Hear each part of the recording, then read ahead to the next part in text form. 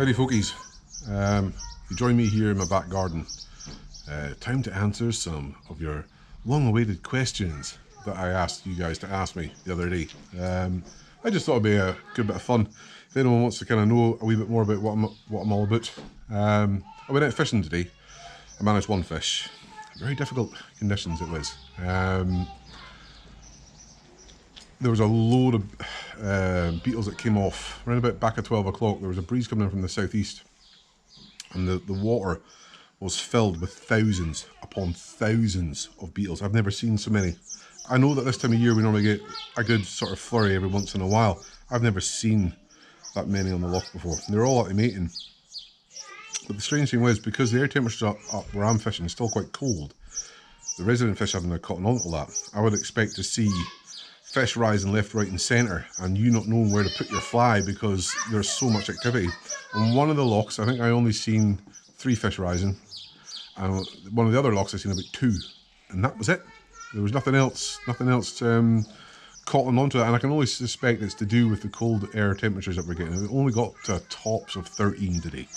When I went out this morning, it was about 8. So, yeah. Anyway, get back on track. Got my phone here. I've got some questions that yourselves have been asking me, so let's get to it.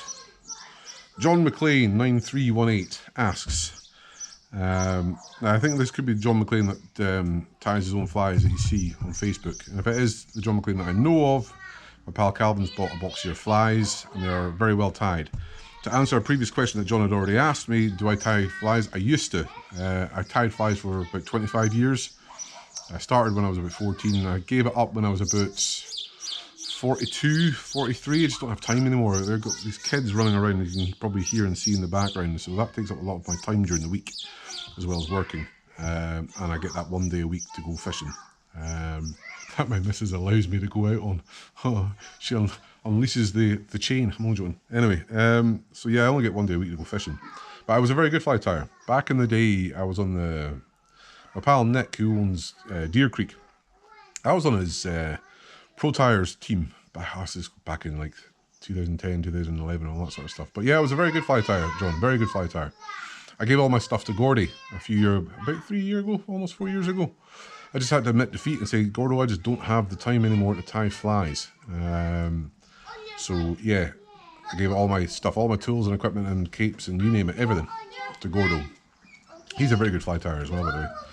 And I'm just very lucky to have pals on the fishing world, Andy Buffton, Chris McCafferty, Alan from Fritz and Flash, the boys that can send me up flies every once in a while. Chris has been really helping me out tremendously when it comes to the dry fly, so big thank you to Chris. Another question that John also asked me today was, have I ever tried float tubing? And if not, he would encourage me to do it. Yes, John, I have done float tubing back in the day. This is again going back years. Back in 2010, I bought the very first Guideline Drifter float tube. You still buy it now. I bought that and I used it up in one of our lochs. I had it for about a year, and I would take it out and I enjoyed it, but because of how our lochs fish, 9 times out of 10 you're catching your fish in the shallows. You don't really get them so much out in the deeper water. I get how in a lot of lochs you can use it for that, but because of and years of experience in knowing how these lochs fish, you don't really need a float tube in our lochs because you will catch them in ankle deep water. But yes, John, the answer to that question is I used to, but then I sold it. Let's have a look at some other questions here. Out and about fishing. When and how did you get into fishing? What was your first fish caught and how? Right, I got into fishing back in 1994. My mate Ryan was out down at the harbour and gave me a shot of a spinning rod. And like with most fly fishers, you kind of start off spinning and then you get the bug and you want to try something else. And so my dad made me a fly rod. My dad's an engineer.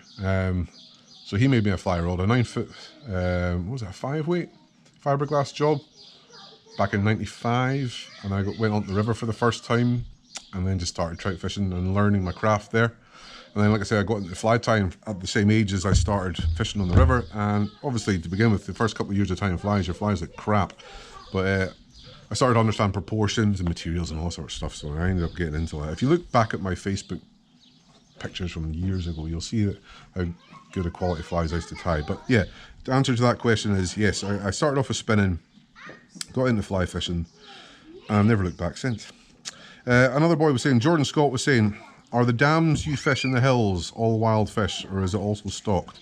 Okay, well, what he means is, are the lochs I fish in the hills all wild? They used to be. These lochs have been run since about 1980, the year I was born. I'm 46 now.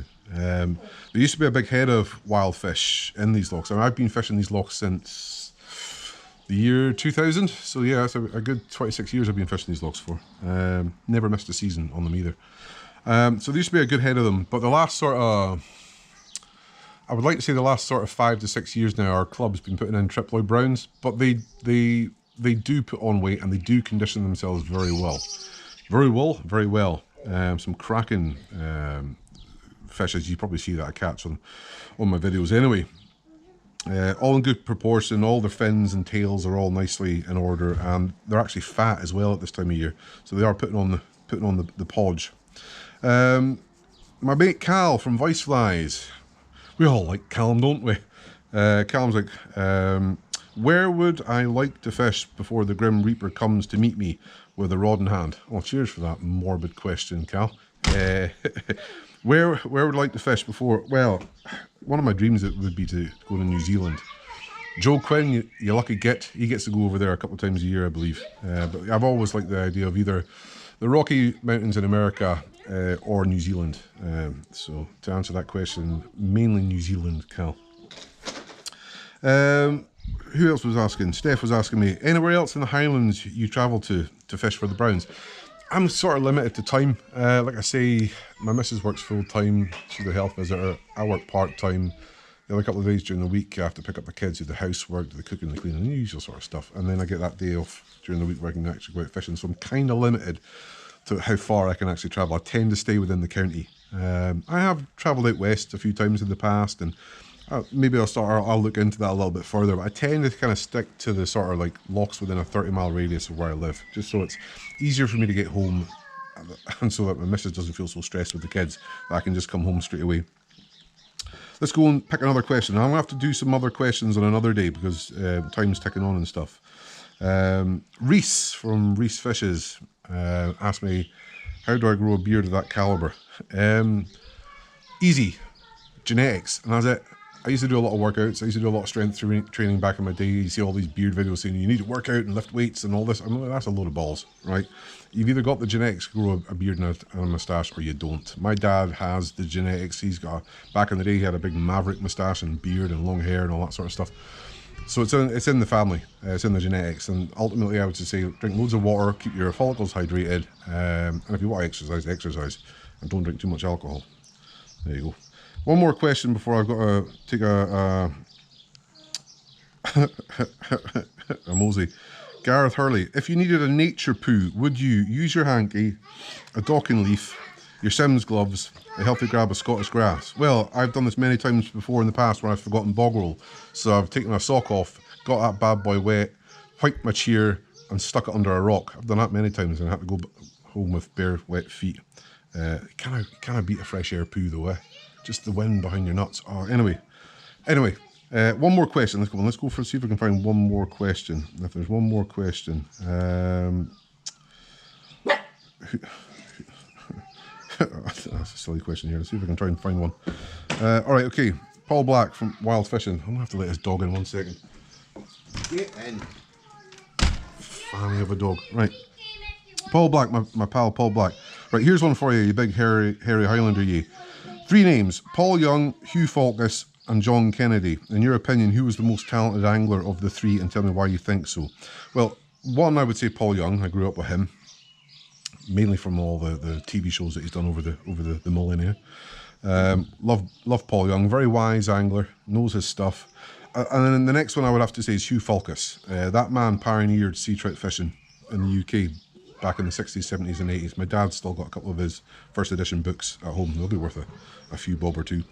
I think there's 1 or 2 videos of Hugh Falkus floating around on YouTube as well. So I would say Paul Young and Hugh Falkus. Anyway, that's not all the questions, folks, otherwise we'd be sitting here for ages. Thank you to everybody that's actually thrown in some questions for me. I might answer some more in my next video, but I think I'll leave you today with the one fish that I caught. And I got that on one of my new flies I've just received recently from Mr. Chris McGafferty on the Snowshoe Emerger, aka the DH Emerger, that's how I named it. And I was lucky to get that.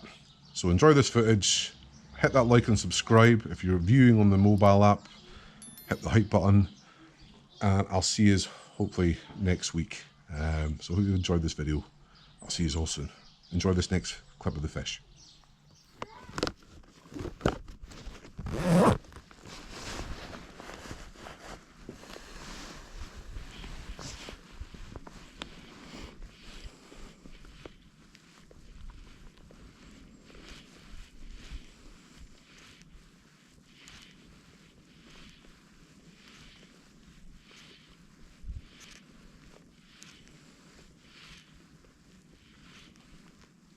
Nice take, there we go. Nice take there. That was a lip right over it there.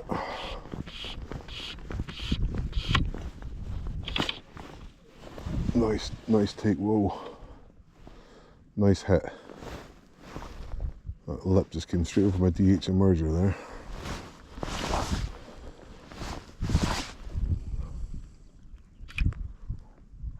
Alright, nice.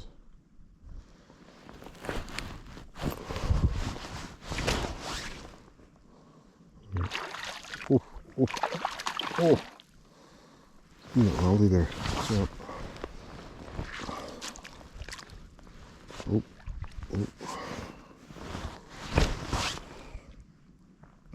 Oh, I think I can trout that. Oh.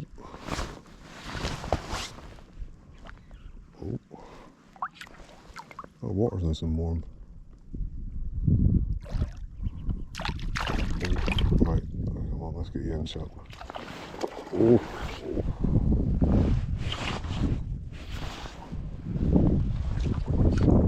Let's get your head up and get you in. Hold still, chap. There we go. Just in the scissors. Nice. Well, you've been a long time coming, chap. A long time. A long time coming. Calm down, you're in the water. Shished. Just seen that little nose go like that over the DH Emerger, and I went, oh, nice eat. Lifted. First fish on the dry fly. That's a nice trait, that. There's the DH Emerger. That's one of your new ones, Chris, that you just sent me up. Yep. It's one of Chris's new claret DH Emergers.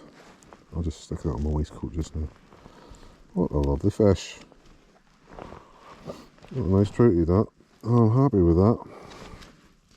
Man, you were hard coming. You were hard coming. Cool. Right.